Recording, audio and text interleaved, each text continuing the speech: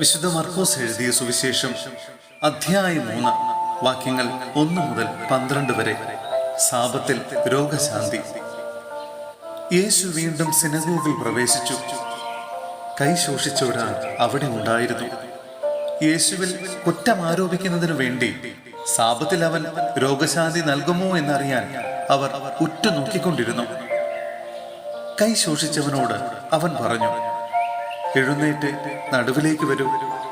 അനന്തരം അവൻ അവരോട് ചോദിച്ചു, സാബത്തിൽ നന്മ ചെയ്യുന്നതോ തിന്മ ചെയ്യുന്നതോ, ജീവൻ രക്ഷിക്കുന്നതോ നശിപ്പിക്കുന്നതോ ഏതാണ് നിയമാനുസൃതം?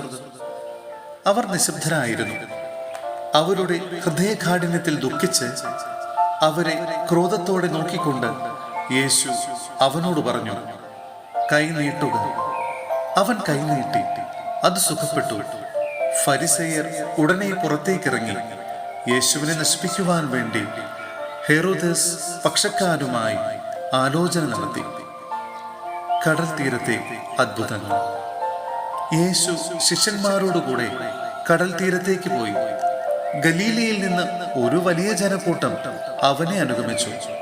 യൂദ, ജെറൂസലേം, ഇദുമേയ എന്നിവിടങ്ങളിൽ നിന്നും, ജോർദാന്റെ മറുകരയിൽ നിന്നും, തൈർ, സീദോൻ എന്നിവയുടെ പരിസരങ്ങളിൽ നിന്നും ധാരാളം ആളുകൾ അവന്റെ പ്രവൃത്തികളെ കുറിച്ച് കേട്ട് അവന്റെ അടുത്തെത്തി.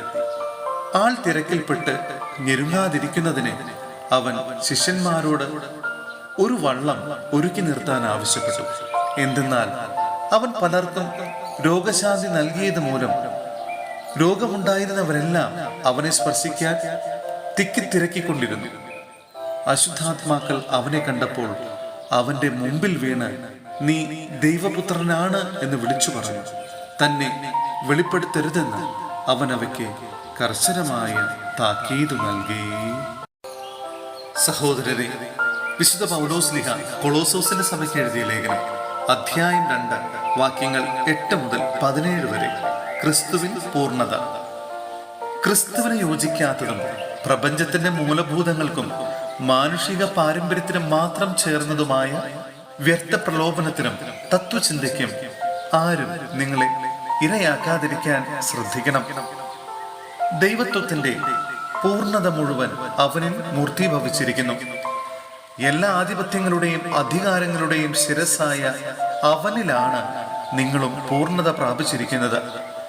അവനിൽ നിങ്ങളും പരിച്ഛേദനം സ്വീകരിച്ചിരിക്കുന്നു. കൈകളാൽ നിർവഹിക്കപ്പെടുന്ന പരിച്ഛേദനമല്ല, ശരീരത്തിന്റെ അധമവാസനകളെ നിർമ്മാർജ്ജനം ചെയ്യുന്ന ക്രിസ്തുവിന്റെ പരിച്ഛേദനം. ജ്ഞാനസ്നാനം വഴി നിങ്ങൾ അവനോടൊപ്പം സംസ്കരിക്കപ്പെട്ടു. മരിച്ചവരിൽ നിന്ന് അവനെ ഉയർപ്പിച്ച ദൈവത്തിന്റെ പ്രവർത്തനത്തിനുള്ള വിശ്വാസം നിമിത്തം നിങ്ങൾ അവനോടുകൂടെ ഉയർപ്പിക്കപ്പെടുകയും ചെയ്തിരിക്കുന്നു. നിങ്ങൾ പാപങ്ങൾ നിമിത്തം മൃതരും ദുർവാസനകളുടെ പരിച്ഛേദനം നിർവഹിക്കാത്തവരുമായിരുന്നു. ദൈവം നിങ്ങളെ അവനോടുകൂടി ജീവിപ്പിക്കുകയും നമ്മുടെ എല്ലാ പാപങ്ങളും ക്ഷമിക്കുകയും ചെയ്തു. നമുക്ക് ദോഷകരമായി നിന്ന ലിഖിത നിയമങ്ങളെ അവൻ മായ്ച്ചു കളയുകയും അവയെ കുരിശിൽ തറച്ച് നിഷ്കാസനം ചെയ്യുകയും ചെയ്തു. ആധിപത്യങ്ങളെയും അധികാരങ്ങളെയും അവൻ നിരായുധമാക്കി. അവൻ കുരിശിൽ അവയുടെ മേൽ വിജയം ആഘോഷിച്ചുകൊണ്ട് അവയെ പരസ്യമായി അവഹേളന പാത്രങ്ങളാക്കി. ഭക്ഷണപാനീയങ്ങളുടെ കാര്യത്തിൽ ആരും നിങ്ങളെ കുറ്റപ്പെടുത്താതിരിക്കട്ടെ. അതുപോലെ തന്നെ ഉത്സവങ്ങളുടെയും അമാവാസിയുടെയും സാപത്തിന്റെയും ആചരണത്തിലും. ഇവയെല്ലാം വരാനിരിക്കുന്നവന്റെ വെറും പ്രതിച്ഛായകൾ മാത്രം. യാഥാർത്ഥ്യമാകട്ടെ. ക്രിസ്തു.